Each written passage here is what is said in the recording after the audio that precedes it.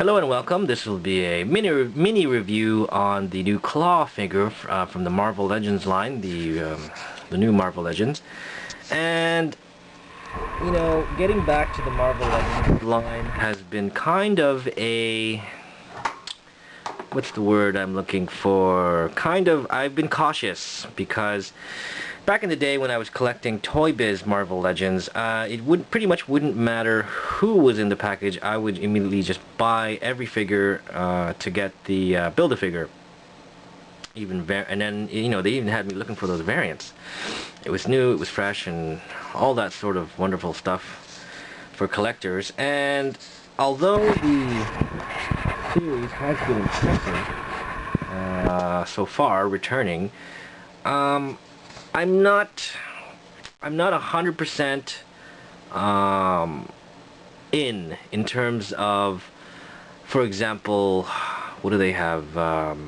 Like, I was kind of disappointed at the Madame Mask. What was that green girl's name? What's that green? Lady Hydra.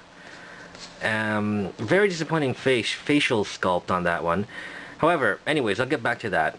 This is one of the more outstanding figures in the line. I really like the Bucky cap that they released. I have that. And Klaw over here is a very well done figure. I'm very impressed by it. You know, those who collect Marvel Legends know about the articulation levels. It's pretty much the same deal. He doesn't have that ankle pivot that some people seem to drool over. I like that stuff too.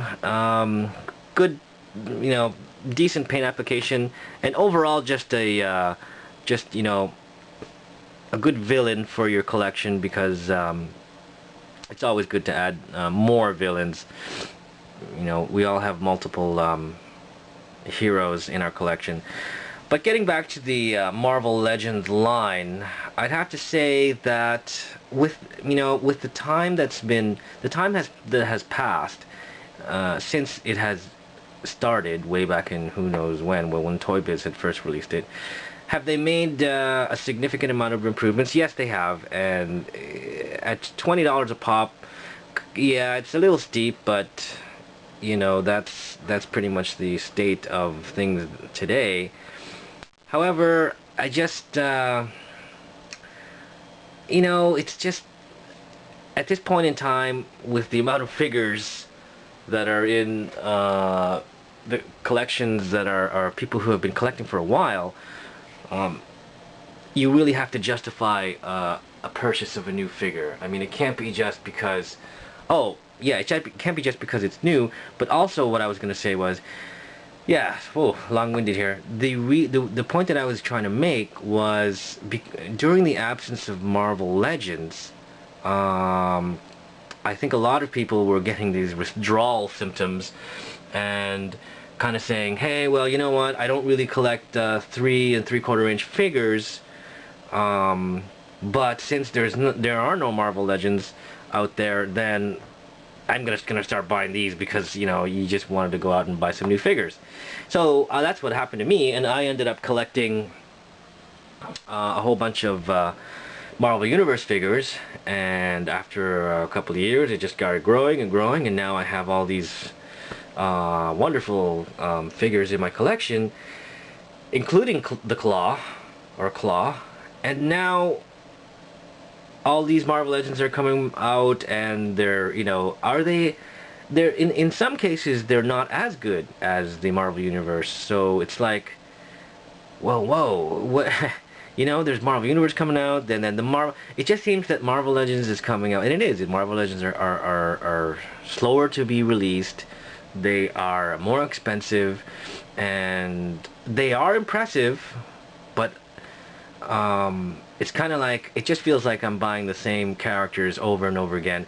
For example, I did run into the Wrecking Crew, Piledriver and Thunderball, who look great. They look a little cartoony compared to, and I should do a review on. I'll be soon completing my Wrecking Crew collection, but all 4 of them. But anyways, I have the entire Wrecking Crew for the Marvel Universe. So why would I buy the Wrecking Crew in Marvel Legends kind of thing is what I'm saying. Anyways, yeah, so I picked this up on eBay because he was, you know, very cheap. It was about $8 including shipping, and very impressive, I must say. Glad to have this figure in my collection, but hard to justify continuing the purchases. For example, you know, who else was I kind of looking for? I was looking forward to like that Moon, the New Mutants girl, Moon something or other. And when I just saw her, I was like, I don't know if I'm gonna get. And Madame Mask, and I was like, you know, it's kind of like just stick to the Marvel Universe. I've been converted over from this scale to this scale because this is so much more convenient. It's readily available. It's cheaper, and the quality of sculpting and paint application is superior. I believe in that. I do. You know, it's case by case. I mean, some figures are better than others, but overall, I think Marvel Universe is a winner. Now, you know, there is that argument to say, well, these are more impressive when displayed. Yeah, that's true, but at the same time, you know, you're talking volume. We're talking volume here. And when it comes to volume, I mean, you know, at the end of the day, who are you trying to impress, or who are you trying to satisfy or whatnot? It's you. I mean, you're collecting for yourself, and I think unless it's a really, really spectacular, outstanding figure, like for example the new Thor that just came out, then you know most likely I'll be well, I'll purchase the cool ones, and I'm not going for the Build-A-Figures anymore. Anyways, thanks for watching, and I'll see you later.